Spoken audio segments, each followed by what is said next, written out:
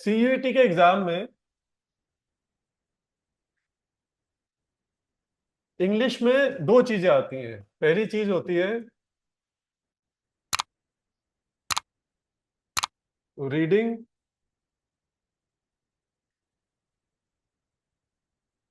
Comprehension, और दूसरी चीज होती है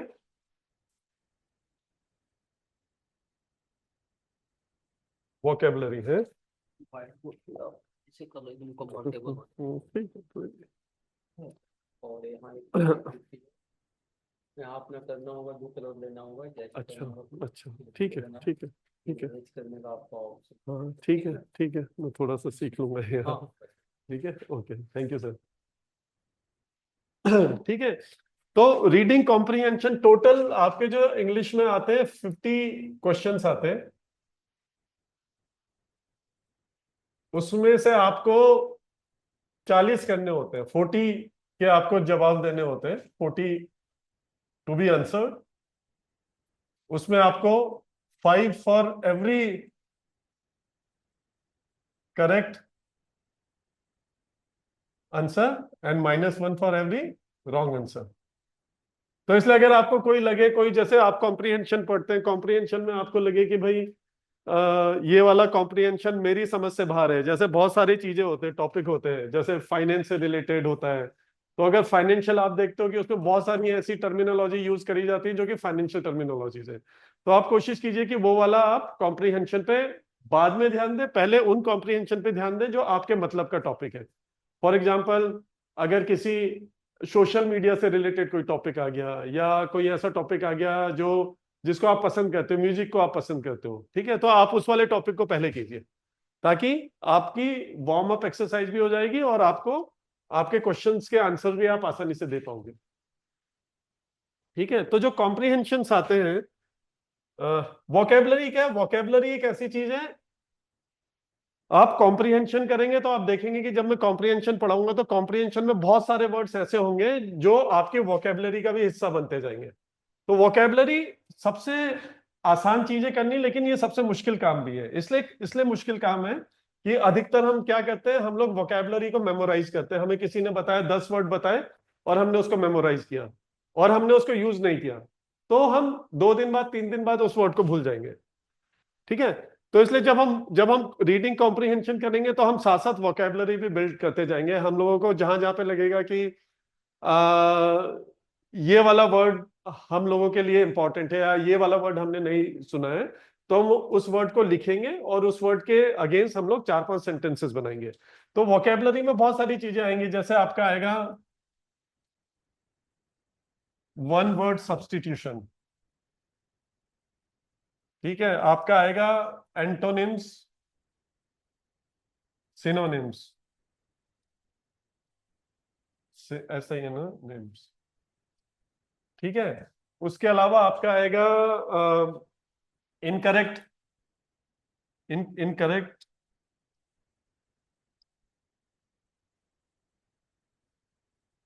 इनकरेक्ट स्पेलिंग को आपको करेक्ट करना है।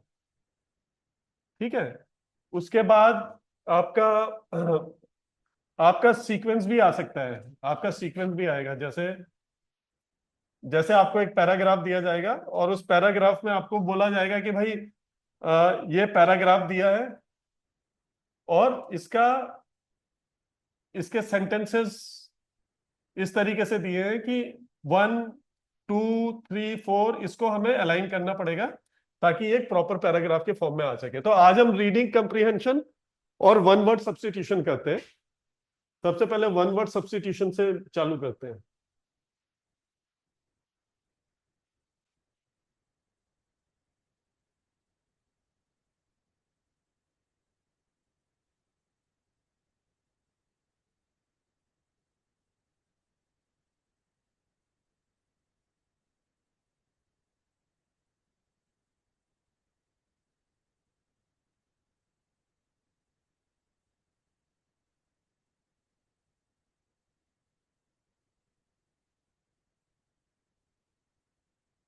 तो मैं यहाँ पे वर्ड्स लिखता जाऊंगा, क्योंकि आप लोगों की आवाज तो मुझको आ नहीं रही है, इसलिए मैं शायद क्वेश्चंस आपसे नहीं पूछ पाऊं। अगर आप जवाब देंगे तो आप लिख कर जवाब दे सकते हैं, ठीक है।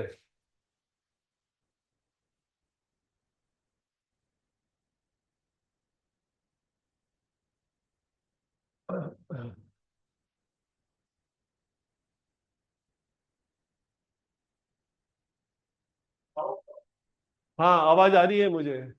Who is that? Shaurya?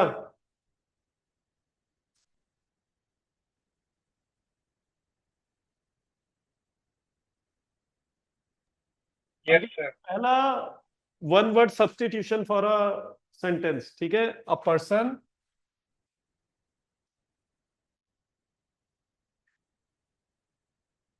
Who rights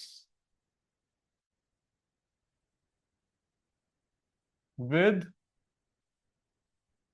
both hands, ठीक है। किसी को पता है इसका एक सिंगल वर्ड सब्स्टिट्यूशन क्या हो सकता है? किसी को ऑलरेडी आइडिया है? मैं यहाँ पे ऑप्शंस लिखता हूं।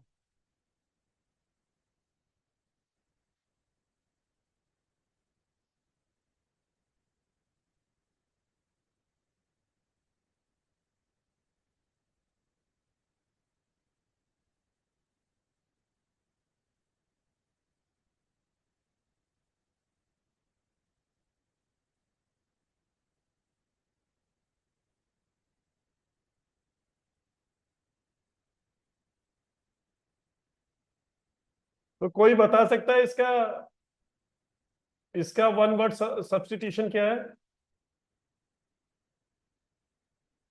अ person who writes with both hands.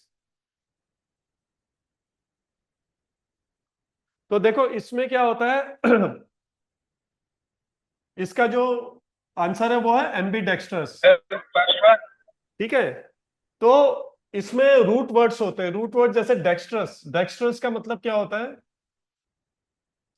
Dextrous का मतलब होता है स्किलफुल। आप ये लोग लिखते जाइए अपनी कॉपी में, नोटबुक पे लिखते जाइए आप इन वर्ड्स की मीनिंग। तो डेक्स्ट्रस का मतलब होता है स्किलफुल। डेक्स्ट्रस का लैटिन वर्ड होता है जिसका मतलब होता है राइट हैंड। तो राइट हैंड का मतलब क्या होता है? अगर कोई राइट हैंड से लिखता है तो जनरली क्या होता है? वो स्किल्ड है, ठीक है। तो एम्बी डेक्स्ट्रस का मतलब होता है, अगर हम इसको यूनी डेक्स्ट्रस लिखें, यूनी का मतलब वन, बाई का मतलब टू, ट्राई का मतलब थ्री, एमबी का मतलब बोथ। एमबी का मतलब बोथ, ठीक है। तो ये वर्ड का मतलब हो गया एमबी डेक्स्ट्रस। जैसे एमबी वर्ड, अब दूसरा वर्ड आ जाता है, इसमें भी एमबी लिखा है, ए एम बी आई, ठीक है। समझ में आ रहा है? कुछ क्वेश्चन है तो लिख सकते हैं आप लोग अगर कोई चीज समझ में नहीं आ रही है। तो एमबी वर्ड का मतलब होता है, एमबी का क्या मतलब होता है? बोथ। ठीक है, एमबी का मतलब होता है बोथ। वर्ड का मतलब होता है डायरेक्शन, ठीक है। तो आपने सुना होगा, आपने वर्ड सुना होगा, एक्सट्रोवर्ट के बारे में सुना होगा, सुना है? Yes sir. लिखते यस जाइए, यस सर। तो लिखते जाइए। इंट्रोवर्ट के बारे में सुना होगा, सुना है? तो इंट्रोवर्ट यस का सर। मतलब जो हु इज गोइंग इनसाइड, जो अपने अंदर ही चीजें रखता है, जिसका डायरेक्शन क्या है? इनसाइड है। एक्सट्रोवर्ट मतलब हु इज गोइंग आउटसाइड, जिसका डायरेक्शन क्या है? आउटसाइड है। तो पीपल हु आर एक्सट्रोवर्ट। अब इसमें हमें वन वर्ड सब्स्टिट्यूशन में एक चीज और आ गई, ठीक है। यहाँ पे ये समझ में आ गया, इसे रब कर दो। यस सर, लिख लिया।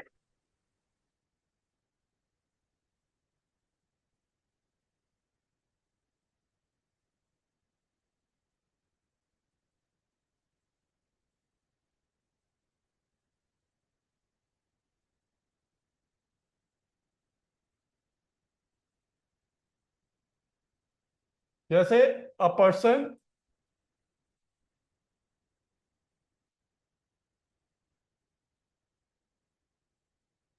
हु इज डायरेक्टेड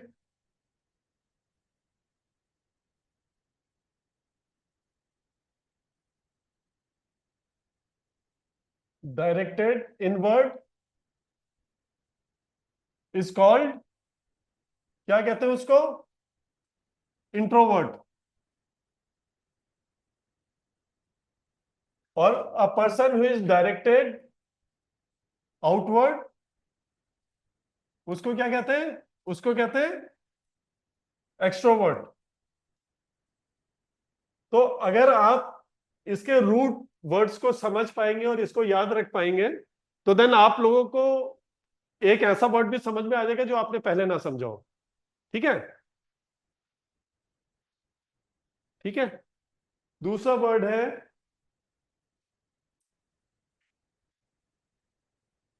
दूसरा वर्ड है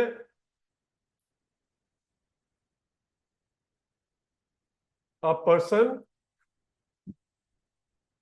who speaks many languages.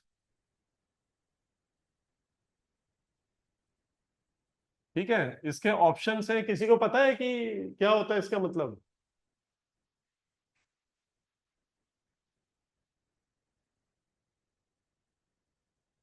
Monolingual, bilingual,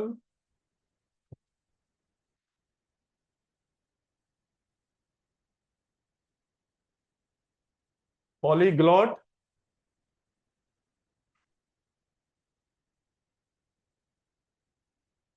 और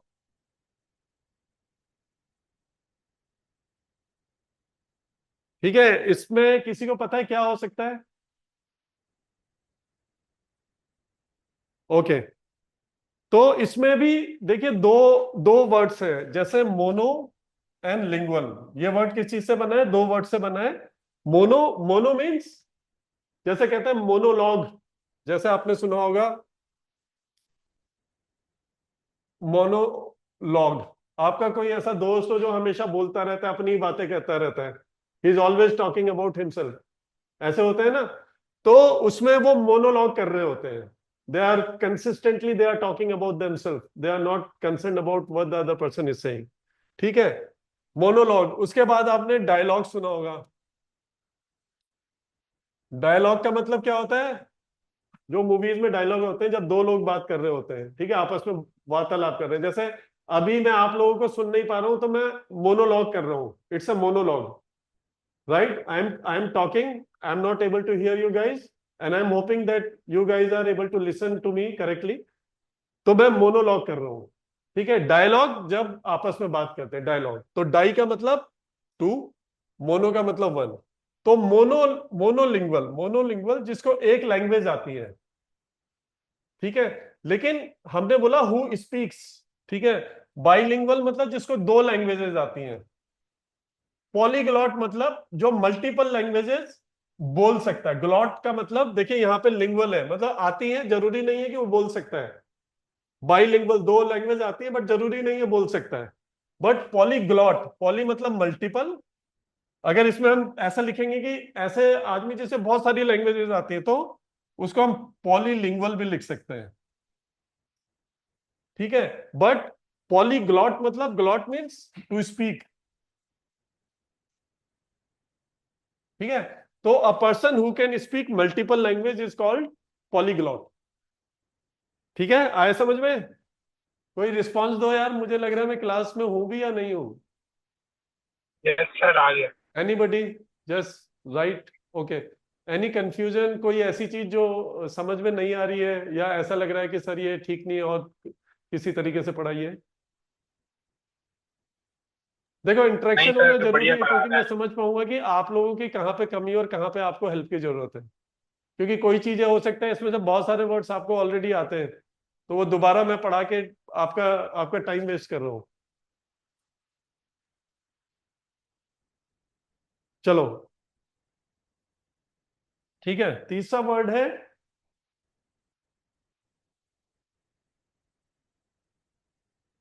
वन हु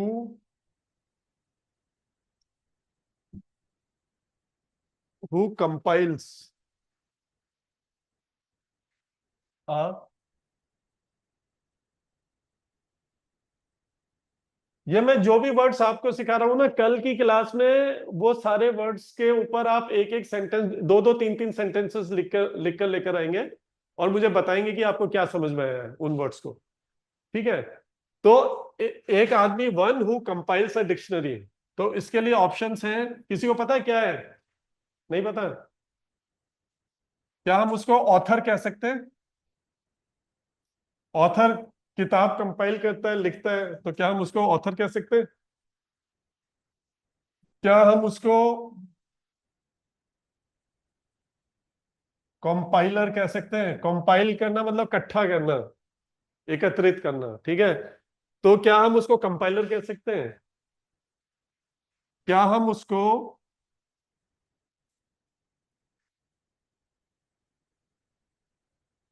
लेक्सी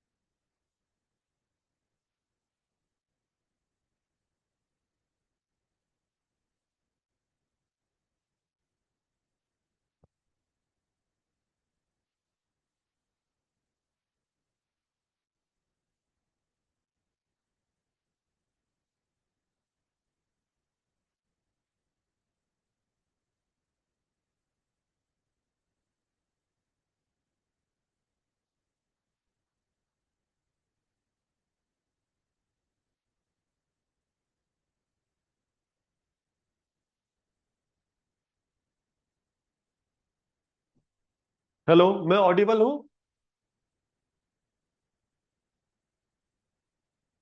ओके। अच्छा, मुझे बताइए कहाँ तक आपने सुना था?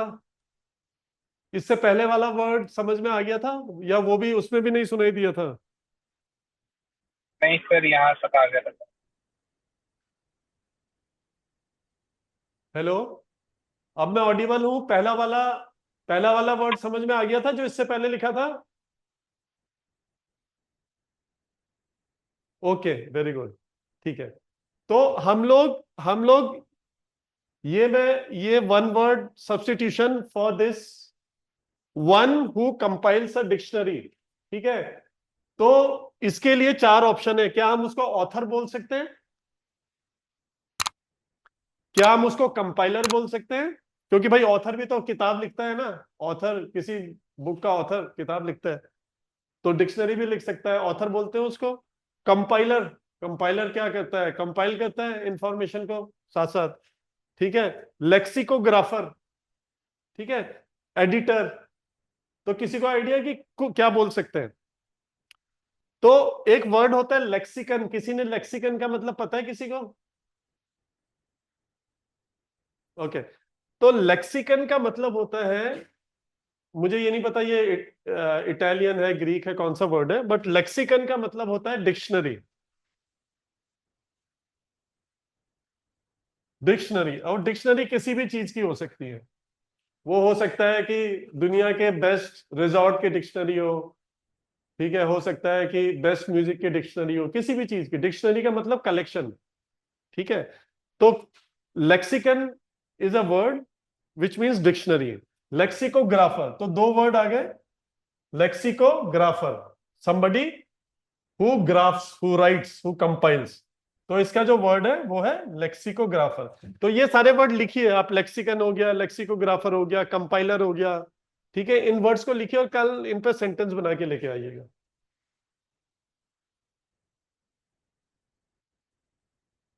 अच्छा,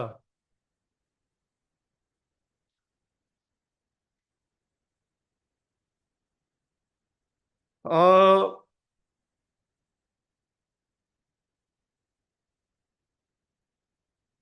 पर्सन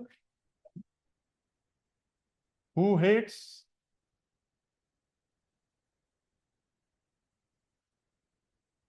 मैरिजेस, ठीक है।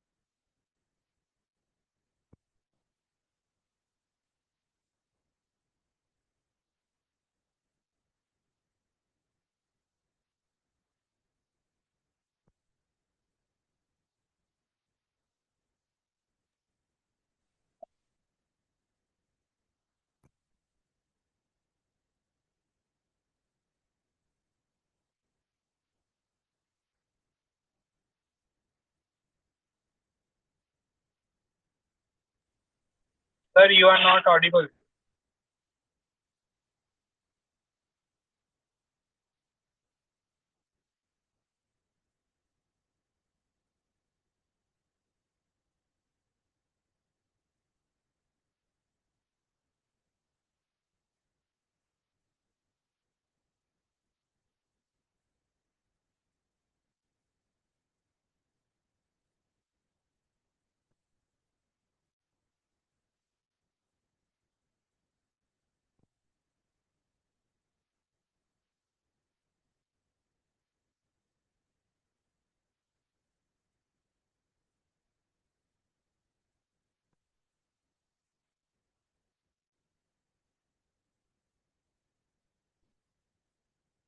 Okay, am I audible now? Okay. हाँ, तो मैं क्या बता रहा था? हाँ,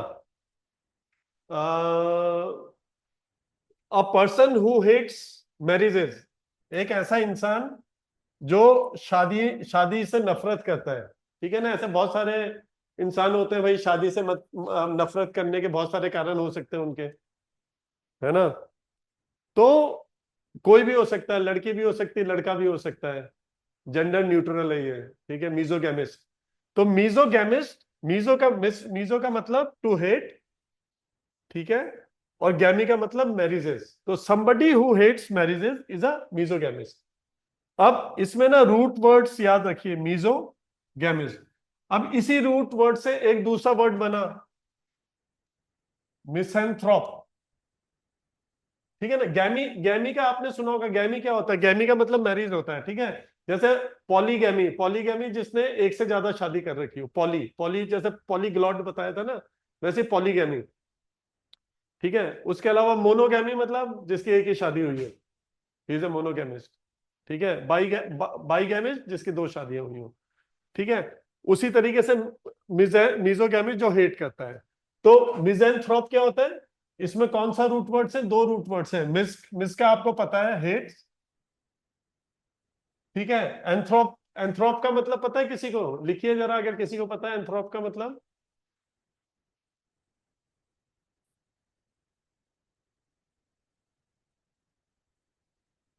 शौर्या लिखो।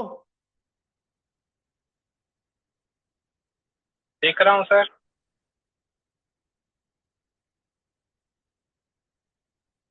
एंथ्रोप का मतलब होता है ह्यूमन, ठीक है। तो मिज़ेंथ्रोप जो हु हेट्स ह्यूमन। एंथ्रोप से और क्या बनता है? एंथ्रोप से जैसे आपने सुना होगा एंथ्रोपोलॉजी, ठीक है। एंथ्रोपोलॉजी होता है the study of Mankind, study of Mankind, ठीक है। एंथ्रोपोलॉजी, मिज़ेंथ्रोपिस, ठीक है। एक वर्ड और आता है इसमें, एक वर्ड और लिखे हैं, जैसे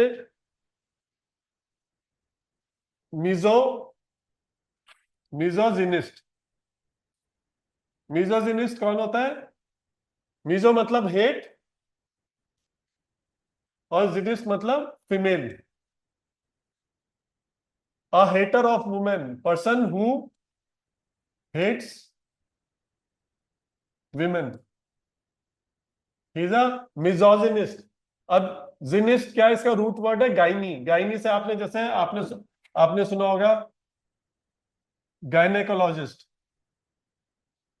ठीक है। या आपने गायनेकोलॉजी सुना हो, study of women is called gynaecology, ठीक है।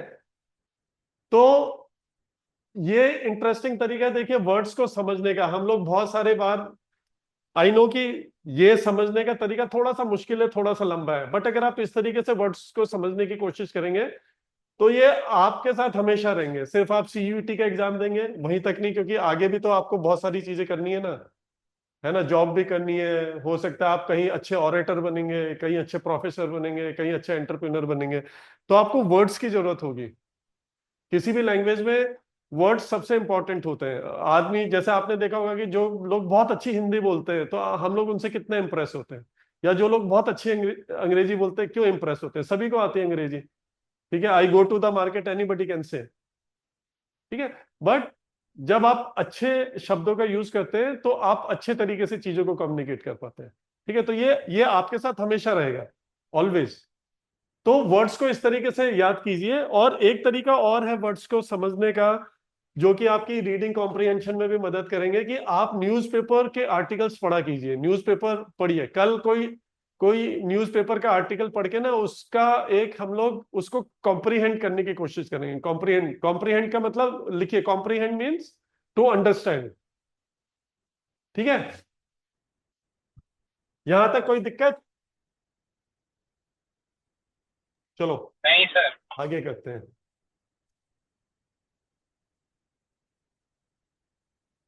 अच्छा, कोई सा भी नंबर, और नंबर में भूल गया कौन सा है। A speech without preparation,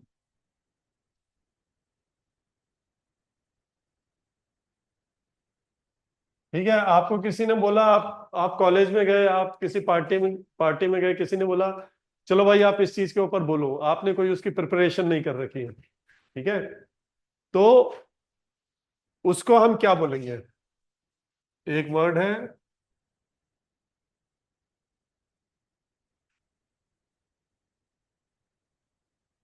recitation,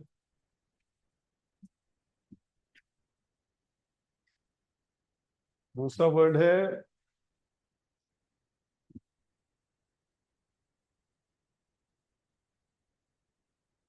spontaneous, तीसरा वर्ड है एक्सटेम्परी, ठीक है। चौथा वर्ड है